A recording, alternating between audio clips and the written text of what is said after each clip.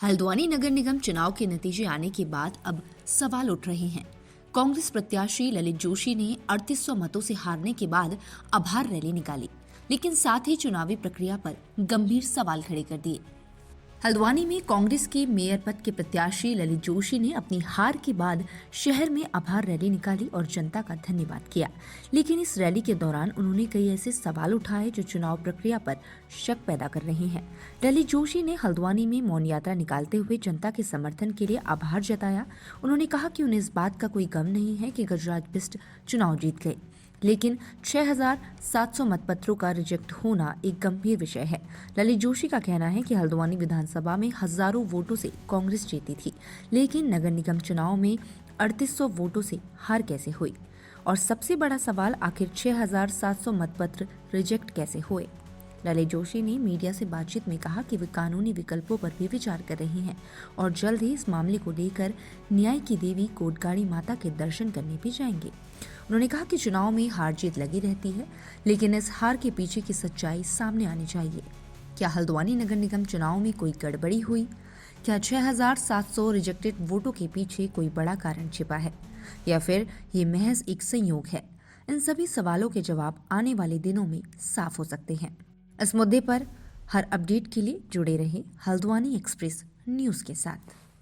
धन्यवाद इस हल्द्वानी की जनता को, और साथ ही साथ उन लोगों के लिए भी जो है ये आगे के लिए सबक है।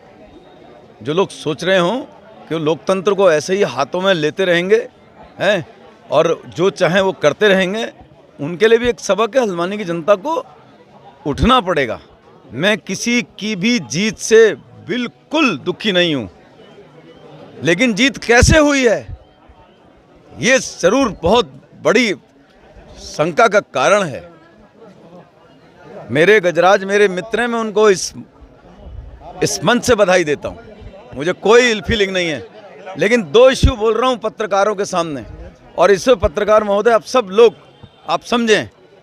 19,500 से हल्द्वानी विधानसभा 19,400 समथिंग वोट से हल्द्वानी विधानसभा जीते हैं हम, और पिछली बार से लगभग 14,000 वोट ज़्यादा आए हैं। यानी कि ट्रेंड जनता का पूरी तरह से जो है बदलाव की ओर था। फिर ये 6,700-800 वोटों का कैंसिल होना, इतनी बड़ी संख्या में न जाने कहाँ से बिल्कुल ब्लैंक का आ जाना, ये शंका तो पैदा करता ही है। किसी की जीत का मुझे कोई दुख नहीं, उनका ठीक है। मुझे अपनी लोकतंत्र के इस तरीके से आंदोलनकारी रहा हूँ मैं, गलतफहमी भूल जाए जिन लोगों ने किया कि हम चुप बैठेंगे, आज नहीं कल जरूर उठेंगे। कर रहे हैं, इसकी पूरी एनालिसिस हो रही है, करेंगे। आज तो मैं धन्यवाद दे रहा हूँ, मैं तो निशब्द हूँ। और एक बात कहता हूँ, पहले भी कह चुका हूँ, दोबारा कहता हूँ, मुझे खुशी इस बात की है कि मेरा परिवार अब 68,000 लोगों का हो गया है। हमारा परिवार अब 68,000 लोगों का परिवार हो गया है। ऐसा मत सोचिएगा कि उनके दिलों में कई जगह जहाँ पर रात को कई घरों में शहर के अंदर मैंने तो अपने जीवन में पहली बार देखा लोग रोए हैं, लोगों ने घर में खाना नहीं बनाया है। तो ये क्या संकेत है? ये उन सब के लिए है। कोटगाड़ी देवी भी जाएंगे, उन लोगों के लिए है जिन लोगों ने ये सब कृत्य किए हैं, उनको मिलेगा भविष्य में जवाब।